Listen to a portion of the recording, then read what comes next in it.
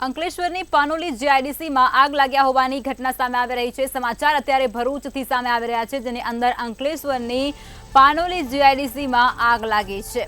Atul limited કંપનીના ખુલ્લા પ્લોટમાં આગ લાગતાની સાથે જ અફરાતફરીનો માહોલ પણ સર્જાયો હતો। ત્યારે પાનોલી જીઆઈડીસી અને અંકલેશ્વરના ફાયર બ્રિગેડે ઘટના સ્થળે પહોંચી અને આગળની જે આગ પર કાબુ મેળવવાના પ્રયાસો છે તે શરૂ કર્યા છે। તો ભરૂચથી આ સમાચાર। અંકલેશ્વરની પાનોલી જીઆઈડીસીમાં આગ લાગ્યા હોવાની ઘટના સામે આવી છે, જેમાં અતુલ લિમિટેડ કંપનીના એક ખુલ્લા પ્લોટની અંદર ભીષણ આગ લાગી ચૂકી હતી। ત્યારે આગ પર કાબુ મેળવવાના પ્રયાસો પણ ફાયર બ્રિગેડ દ્વારા કરવામાં આવ્યા છે। પાનોલી જીઆઈડીસી અને અંકલેશ્વરના ફાયર બ્રિગેડ તાત્કાલિક ઘટનાની જાણ થતાં ઘટના સ્થળે પહોંચ્યા હતા અને ત્યારબાદ આગ પર કાબુ મેળવવાના અથાગ પ્રયાસો તેમના દ્વારા હાથ ધરવામાં આવ્યા છે।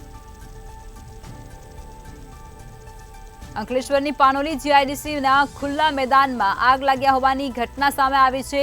ઘટનાની જાણ થતાની સાથે જ પાનોલી જીઆઈડીસી અને અંકલેશ્વરનું જે ફાયર વિભાગ છે તે દોડતું થયું છે અને તાત્કાલિક જ ઘટના સ્થળે પહોંચ્યા છે અને ત્યારબાદ આગ પર કાબુ મેળવવાના પ્રયાસો પણ ફાયર જવાનો દ્વારા હાથ ધરાયા છે।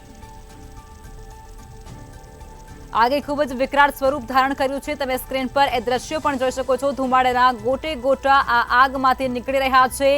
ત્યારે ફાયર બ્રિગેડના જવાનો છે તેમના દ્વારા આગ પર કાબુ મેળવવાના પ્રયાસો હાથ ધરાયા છે। તો આજ મુદ્દે વધુ વિગતો અમારા સંવાદદાતા વાસુ આપી રહ્યા છે। વાસુ, અંકલેશ્વરની પાનોલી જીઆઈડીસીમાં ભીષણ આગ લાગી છે, શું છે જાણકારી? જે ચોક્કસ લખમાં જણાવી દઉં તો અંકલેશ્વર ઔદ્યોગિક વસાહતોમાં આગની ઘટના આए दिन બનતી રહે છે। તેવી જ રીતે આજરોજ પણ બપોરના સમયે અંકલેશ્વરની જે પાનોલી જીઆઈડીસીમાં આવેલ અતુલ લિમિટેડ કંપનીના ખુલ્લા પ્લોટમાં આગની ઘટના બની હતી। આગની ઘટના અંદાજિત 2 કલાક પહેલા બની હતી।